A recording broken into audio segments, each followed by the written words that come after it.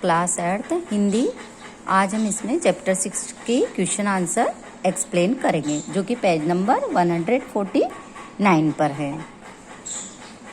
अब हम पाठ्य पुस्तक के क्वेश्चन आंसर देखते हैं। फर्स्ट क्वेश्चन है, कवि ने पक्षी और बादल को भगवान के डाकिए क्यों बताया है, स्पष्ट कीजिए। इसका आंसर है, पक्षी और बादल को भगवान के डाकिए इसलिए बताया गया है क्योंकि उनके साथ भगवान का भेजा हुआ संदेश होता है। ये ईश्वर के विश्व बंधुत्व, एकता और समानता के संदेश का प्रसार करते हैं और सभी को समान रूप से संदेश देते हैं, किंतु इनके द्वारा लाए गए संदेशों को मनुष्य पढ़ नहीं सकता। ये संदेश पेड़ पौधे, पर्वत, नदियां, तालाब आदि पढ़ते हैं।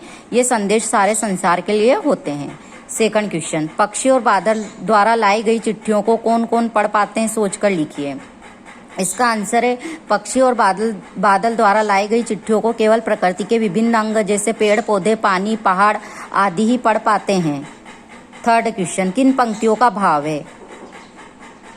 पक्षी और बादल प्रेम, सद्भाव और एकता का संदेश एक देश से दूसरे देश को भेजते हैं। तो इसका है, पक्षी और बादल वे भगवान के डाकिए हैं जो एक महादेश से दूसरे महादेश को जाते हैं। हम तो समझ नहीं पाते हैं, मगर उनकी लाई चिट्ठियां पेड़ पौधे, पानी और पहाड़ बाँचते हैं, यानी पढ़ते हैं। सेकंड, इसी का ही सेकंड वाला, प्रकृति देश देश में भेदभाव नहीं करती। एक देश से उठा बादल दूसरे देश में बरस जाता है। इसका आंसर है, हम तो केवल यह आखते हैं कि एक देश की धरती दूसरे देश को सुगंध भेजती है और वह सौरभ हवा में तैरते हुए पक्षियों की पाखों पर तिरता है और एक देश का भाप दूसरे देश में पानी बनकर गिरता है। अब हम देखते हैं फोर्थ क्वेश्चन, पक्षी और बादल की चिट्ठियों में पेड़ पौधे, पानी और पहाड़ क्या पढ़ पाते हैं। इसका आंसर है, पक्षी और बादल द्वारा लाई गई चिट्ठियों में पेड़ पौधे, पानी और पहाड़ ईश्वर द्वारा प्रदत्त विश्व बंधुत्व और समानता के इस संदेश को पढ़ लेते हैं कि उनको भी अपने जल और सुगंध को दूर दूर तक बिना किसी भेदभाव के पहुंचना है।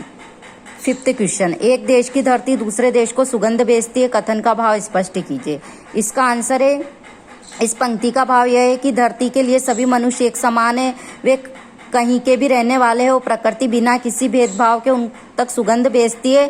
इस सुगंध में प्रेम, एकता, सद्भाव और समानता का संदेश छिपा रहता है। ये जो पाठ्य पुस्तक के क्वेश्चन आंसर है 1 से 5 तक, ये आप SW कॉपी में इनको लिखेंगे और पाठ से आगे और जो अनुमान कल्पना के आधार के क्वेश्चन आंसर है वो आप खुद ही इनको रीड करके एक्सप्लेन करेंगे। Thank you.